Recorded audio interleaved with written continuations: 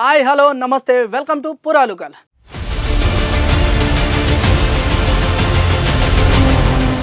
Right, ఎన్నికలు తెలంగాణ లోక్సభ ఎన్నికలు. ఇక వీటి గురించి మనం మొన్నటిదాకా నెల క్రితం, వారం క్రితం, 2 రోజుల క్రితం, నిన్న కూడా మొత్తం మాట్లాడుకునే ప్రయత్నం చేసినాం. అయితే అక్కడ ఎక్కడెక్కడ ఏ నియోజకవర్గాలలో ప్రజలు ఏ విధంగా ఓట్లు వేస్తున్నారు, అసలు అక్కడ ప్రజలు నాయకులకు ఏ విధంగా మద్దతు ఇస్తున్నారు, నాయకులు మరి ప్రజలకు ఏ విధంగా హామీలు ఇస్తున్నారు అని చెప్పేసి ఒక్కొక్క దాని గురించి మంచి చెడు మొత్తం మాట్లాడుకున్నాం. నిన్న మొత్తం ముచ్చట కూడా అయిపోయింది. నిన్న గట్లనే ఓట్ల పండుగ కూడా అయిపోయింది. ఇక పోయిన ప్రజలు కూడా మళ్ళీ పట్నంకి అయితే రిటర్న్ అయిపోతున్నారు. ఇక ముచ్చట అంత నిమ్మలమైందే. అయితే ఇవాళ మన ముచ్చట ఏంటంటే తెలంగాణలో మొత్తం రాష్ట్ర వ్యాప్తంగా అసలు ఓట్లు ఎట్లా జరిగింది, ఓట్ల పండుగ ఏ విధంగా అయింది, పోలింగ్ ఎంత వచ్చింది, ఏ నియోజకవర్గంలో ఎక్కువ వచ్చింది, ఏ నియోజకవర్గంలో తక్కువ వచ్చింది, అసలు మరి దానికి కారణాలు ఏంది, మరి ఇక మంచి ఏంది చెడు ఏంది మొత్తం మాట్లాడుకునే ప్రయత్నం చేద్దాం. దానికి సంబంధించిన ఆ సేకరణను కూడా మనం పట్టుకొచ్చినాం. దాని కథ ఏంది, కార్ఖాన ఏంది మొత్తం కుల్లా మాట్లాడే ప్రయత్నం చేద్దాం. ముందుగా చూసుకున్నట్టయితే రైట్, ఇక్కడ మీరు చూసుకోవచ్చు తెలంగాణ రాష్ట్ర వ్యాప్తంగా నిన్న జరిగిన ఓట్ల పండుగల అసలు పోలింగ్ ఎంత అయింది, ఏం కథ, అసలు ఏ నియోజకవర్గం ఎట్లున్నదని చెప్పేసి దాని గురించి మాట్లాడే ప్రయత్నం చేద్దాం. తెలంగాణ వ్యాప్తంగా చూసుకుంటే కనుక 64.93% పోలింగ్ నమోదైనట్టు ఎలక్షన్ కమిషన్ ప్రకటించింది. అయితే దీంట్లో చూసుకుంటే కనుక అత్యధికంగా భువనగిరిలో 76.47% పోలింగ్ నమోదు, అలాగే అత్యల్పంగా అంటే తక్కువలో చూసుకుంటే కనుక హైదరాబాద్ పార్లమెంటు స్థానంలో 46.08% నమోదైంది. సో ఇక్కడ చూసుకోవచ్చు, మనకు ఇటు చూసుకుంటే భువనగిరి అనేది చాలా అంటే పట్టణ ప్రాంతం కాకపోయినప్పటికీ ఒక అంటే తెలంగాణ ఉద్యమ స్ఫూర్తి చూసుకున్నా, లేకపోతే అక్కడ ఉన్న వాతావరణాలు చూసుకున్నా కూడా ఓకే, ఏ లెక్కన చూసుకున్నా కూడా భువనగిరి అంటే అందరు తెలిసిందే, అందరూ చెప్పుకుంటారు, మంచి పేరున్న ప్రాంతమే. అయినప్పటికీ కూడా ఇక్కడ చూసుకుంటే అత్యల్పంగా హైదరాబాద్ అంటే అసలు తెలియని వాళ్ళు ఎవరు ఉండరు, చెప్పని వాళ్ళు, ఎందుకంటే ఒక పెద్ద సిటీ, అలాగే చాలా అంటే ఓటర్లు కూడా ఎక్కువ శాతం ఇక్కడనే ఉండరు అని చెప్పేసి కూడా మనకు ఇంతకుముందుకు మనం మాట్లాడుకున్నాం. కాబట్టి ఇక్కడ చూసుకుంటే హైదరాబాద్లో చాలా తక్కువగా పోలింగ్ నమోదైనట్టు కూడా చూసుకోవచ్చు, 46.08%.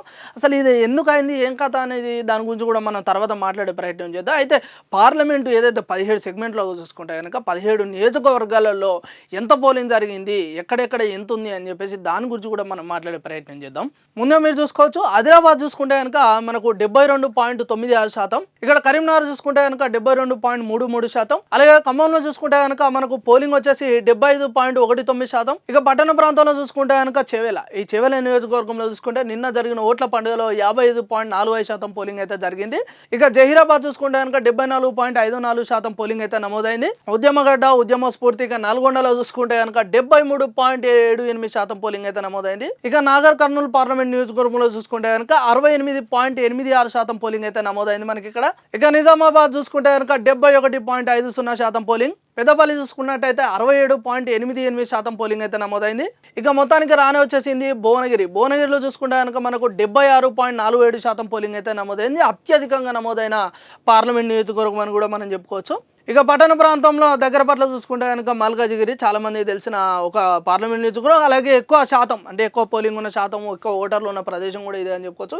ఇక్కడ చూసుకుంటే కనుక దాదాపుగా సగానికి సగం అని చెప్పుకోవచ్చు, 50.12% జరిగింది. ఇక మహబూబాద్లో చూసుకుంటే కనుక 71.54%, మెదక్లో చూసుకుంటే కనుక పర్లేదు, భువనగిరి తర్వాత మళ్ళీ ఇది కూడా మనం చెప్పుకోవచ్చు, 74.38% పోలింగ్ అయితే నమోదైంది.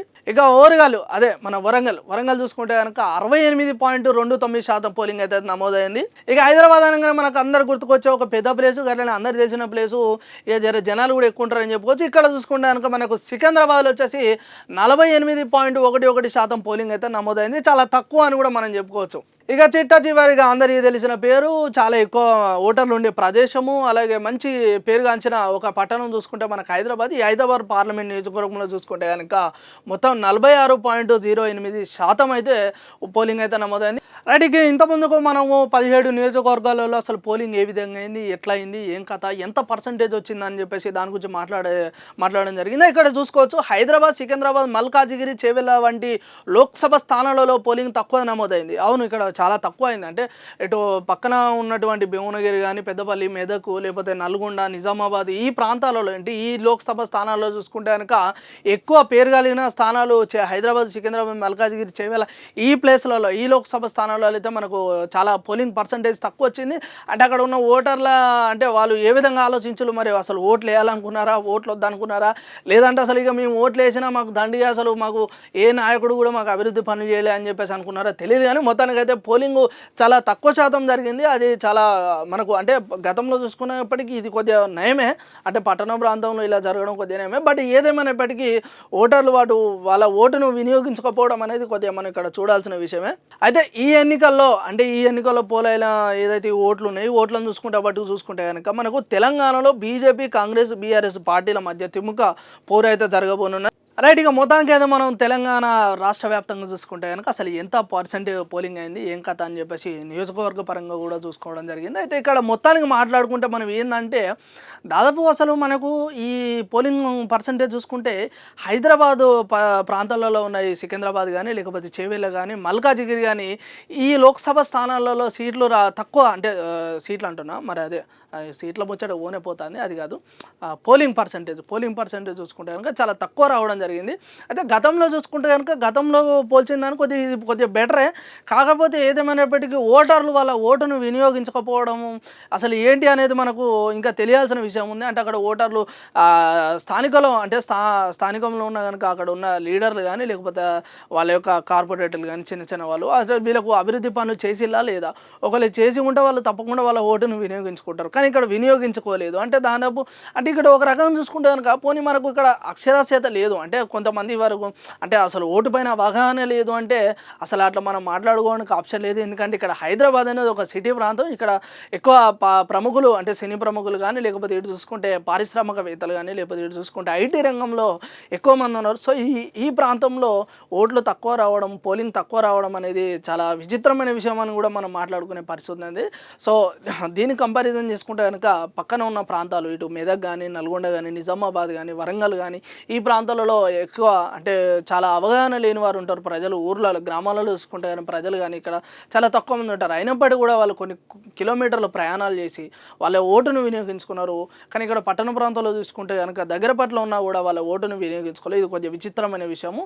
అలాగే కొద్దిగా ఓట్లకు అంటే సీట్లు ఎక్కువ రావడానికి కానీ, తక్కువ రావడానికి కూడా ఇవి కూడా కొన్ని అంశాలు కారణమై ఉండొచ్చు అని చెప్పేసి మనం మాట్లాడుకునే ప్రయత్నం జరుగుతుంది. అలాగే ఈ విషయం పైన కూడా సోషల్ మీడియా నెటిజన్లు చాలా విచిత్రంగా మాట్లాడుకుంటే ఎందుకు ఈ విధంగా అయిందని చెప్పేసి అనుకుంటున్నారు. సో మనకు నిన్న జరిగిన పోలింగ్ మొత్తం చూసుకుంటే కనుక వివరాలు అయితే ఈ విధంగా ఉన్నాయి. సో రేపు పొద్దున మరి ఇప్పుడు మన తెలంగాణ రాష్ట్ర వ్యాప్తంగా చూసుకుంటే కనుక ఇటు బీజేపీ, అలాగే కాంగ్రెస్, అలాగే బీఆర్ఎస్ ఈ ముగ్గురి మధ్యలో పోటీ అయితే చాలా బ్రహ్మాండంగా జరగబోతుంది. రేపు పొద్దున జూన్ 4వ తేదీన మరి ఎవరు గెలుస్తారు, ఎవరికి ఎన్ని సీట్లు రాబోతున్నది, లోక్సభ పార్లమెంట్లో ఎవరు ఎక్కువగా గెలిచే అవకాశం ఉందని చెప్పేసి మనం మాట్లాడుకోవాల్సిన అవసరం ఉంది. సో దానికోసం చూడాలి. తర్వాత అలాగే అసలు ఎగ్జిట్ పోల్స్ కూడా ఏ విధంగా ఉన్నాయని చెప్పేసి మనం రేపు మాట్లాడుకునే ప్రయత్నం చేద్దాం.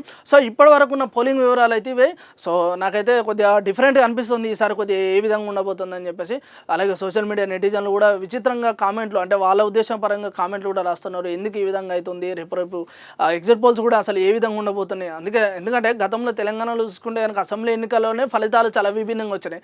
మరి ఈసారి లోక్సభ ఎన్నికలలో కూడా ఫలితాలు విభిన్నంగా రాబోతున్నాయని చెప్పేసి కూడా సోషల్ మీడియా నెటిజన్లు అంటున్నారు. సో చూడాలి మరి ఇది ఏ విధంగా ముందడికి వెళ్తుంది, ఏంటి అసలు ఫలితాలు ఏ విధంగా రాబోతున్నాయి అని చెప్పేసి. సో ఇప్పటివరకు మనం పోలింగ్ వివరాలు చూసుకుంటే కనుక ఇదైతే కుల్లా మాట్లాడేసినాం, వివరాలు కూడా పర్ఫెక్ట్గా ఉన్నాయి.